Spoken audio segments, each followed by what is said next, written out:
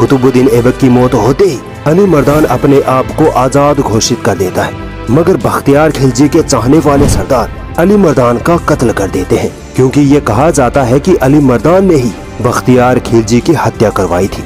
फिर वे सरदार अपने एक आदमी हिसामुद्दीन इवाज को बंगाल का राजा बना देते हैं। इस वक्त इल्तुतमिश ताजुद्दीन यिल्दिज, कुबाचा, खोखरों और मंगोलों से अकेले ही लड़ रहा था।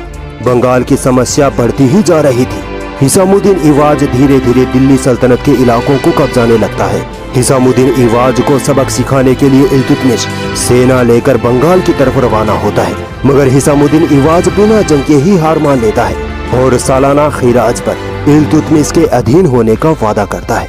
मगर जैसे ही इल्तुतमिश वापस दिल्ली लौटता है तो हिसामुद्दीन इवाज अपना रंग बदल लेता है और वापस अलग रियासत का ऐलान कर देता है।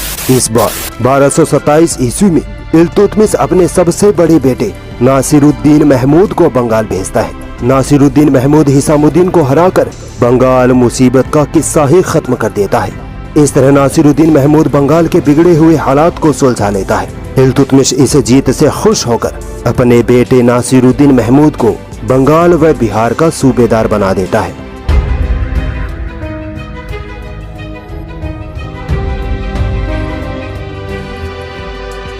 दोस्तों, अब तक आप ये जरूर सोच रहे होंगे कि भारत में हुकूमत करने पर भी इल्तुतमिश की हिंदू राजाओं से भिड़ंत क्यों नहीं हुई।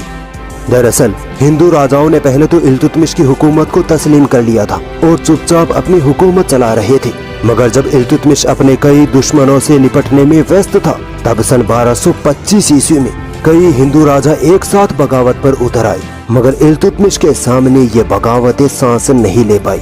इल्तुतमिश ने एक एक कर सभी को अपने अंडर में ले लिया।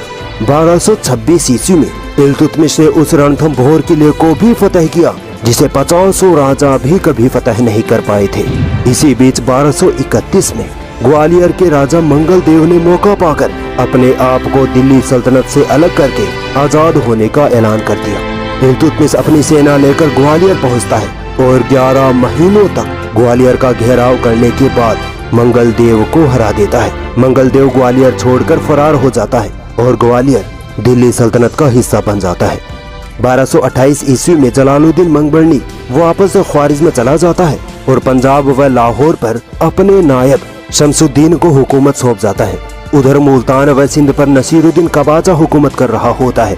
दोनों ही इल्तुतमिश की दिल्ली सल्तनत पर हमला करने की तैयारी में रहते हैं, मगर वो इल्तुतमिश पर हमला करते उससे पहले ही इल्तुतमिश उन पर धावा बोल देता है।